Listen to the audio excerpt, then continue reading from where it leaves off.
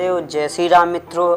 आज मैं इस वीडियो में चर्चा करूंगा कि क्या पृथ्वीराज चौहान का ननिहाल दिल्ली था, पहला प्रश्न। दूसरा प्रश्न, क्या जयचंद्र पृथ्वीराज चौहान के मौसेरे भाई थे? क्या संयोगिता पृथ्वीराज चौहान की भतीजी थी? और तीसरा, क्या पृथ्वीराज चौहान का जो विवाह हुआ था संयोगिता से विवाह, वो अधर्म था या धर्म था?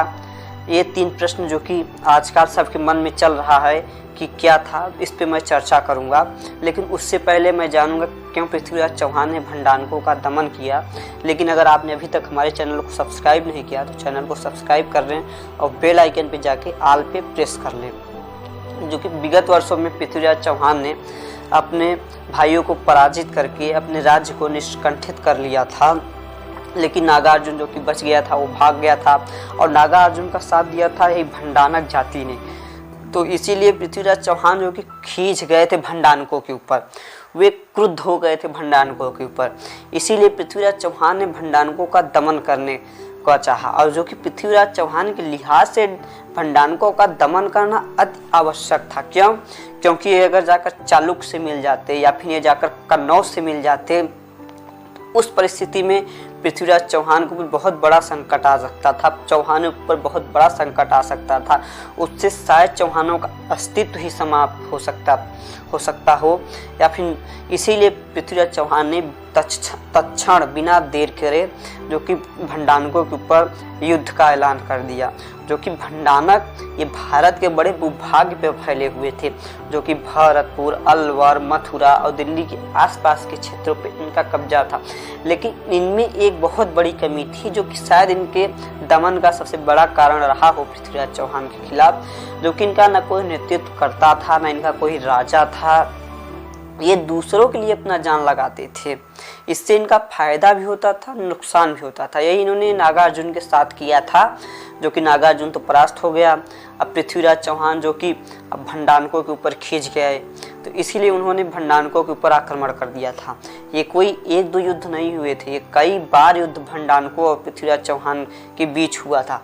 वो भी एक लड़ाका जाति थी, वो भी एक क्षत्रिय जाति थी, ऐसा इतिहासकार मानते हैं।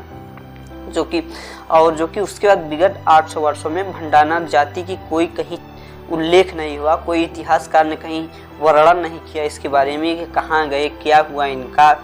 जो कि ऐसा तो है नहीं कि एक जाति को, जो कि एक समूह को ये ख़त्म कर दे, मानवा के परास्त कर सकते हैं, लेकिन ऐसी थोड़ी नहीं कोई जाति को पूरी तरह कोई जड़ से ख़त्म कर दे। लेकिन मानते हैं बहुत से ऐसे जो कि आज के दार्शनिक हैं कि ये जो कि आज के जो क्षत्रिय गोत्र है उसमें अपने आप को परिवर्तित कर लिए, तो ऐसा माना जाता है। और ये आए कहाँ से थे? इसमें बड़े बड़े इतिहासकार केवल एक दो लाइन में लिख देते हैं कि ये सिंधु और सतलज नदी के तट पर से आए थे, बस यही आपको मिलता है और कुछ नहीं मिलता। अब हम बात करेंगे कि पृथ्वीराज चौहान का जो ननिहाल था वो दिल्ली में था। दूसरा प्रश्न कि क्या पृथ्वीराज चौहान जयचंद्र के मौसेरे भाई थे? क्या संयोगिता उनकी भतीजी थी? ये भी प्रश्न जो कि आज मैं क्लियर कर दूंगा। तीसरा जो कि क्या ये उनका विवाह धर्म था या अधर्म था? जो भी हो, ये तीनों प्रश्न आज मैं इस वीडियो में क्लियर करूंगा, इसलिए अंत तक वीडियो में बने रहिए। जो कि पृथ्वीराज चौहान का ननिहाल जो कि माता कर्पूर देवी वो चेदी प्रदेश की थी, जो कि त्रिपुरी की वो राजकुमारी थी। जो कि चेदी देश एक संपन्न राज्य था, जो कि वो 16 महाजनपदों में उसका नाम आता है। जो कि चेदी देश बाद में वो चंदेरी हो गई, जो कि बुंदेलखंड के बड़े भूभाग पे उसका कब्जा था, वो राज्य था। जो कि बाद में चंदेरी, जो कि चंदेरी के कौन से राजा हुए? राजा मेदिनी राय।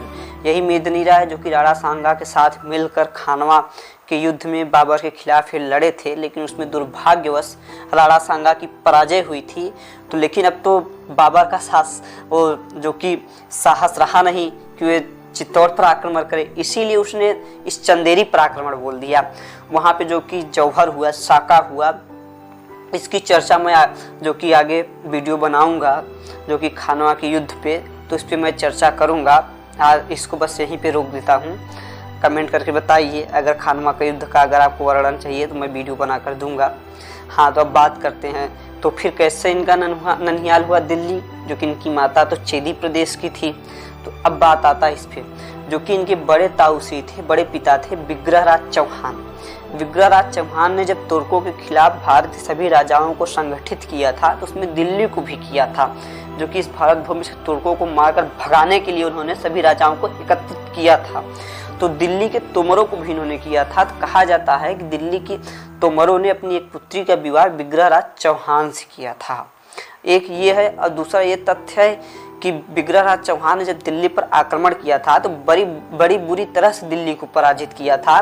तो युद्ध में सोमेश्वर चौहान भी थे। तो उसमें कहा जाता है कि उन्होंने एक पुत्री का विवाह विग्रहराज चौहान से किया था और एक पुत्री का विवाह तोमरों ने सोमेश्वर चौहान से किया था। तो कहा जाता है जो पृथ्वीराज चौहान की छोटी माता थी उनका मायका जो कि दिल्ली था, तो इसीलिए माना जाता है जो कि तोमर उनके नाना थे तो दिल्ली उनका ननिहाल था। ये तथ्य एक माना जाता है।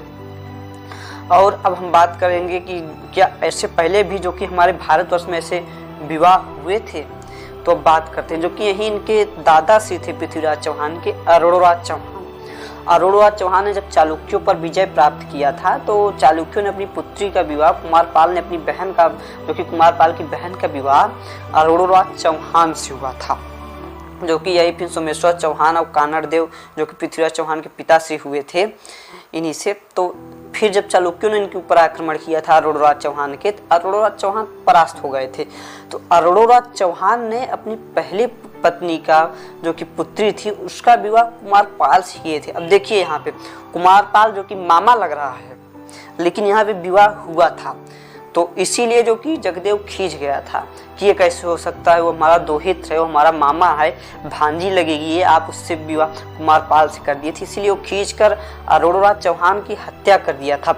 जो कि अब दूसरा जो है वो हमारे जो कि भगवान बुद्ध जब कुमार सिद्धार्थ थे तो उनकी बुआ की जो कि पुत्री थी यशोधरा, जो कि यहाँ पे भाई बहन का रिश्ता था, तो यहाँ पे शादी हुआ था जो कि भगवान बुद्ध का शादी यशोधरा से हुआ था, जो कि महाराजा शुद्धोधन की बहन की पुत्री से जो कि कुमार सिद्धार्थ का विवाह हुआ था।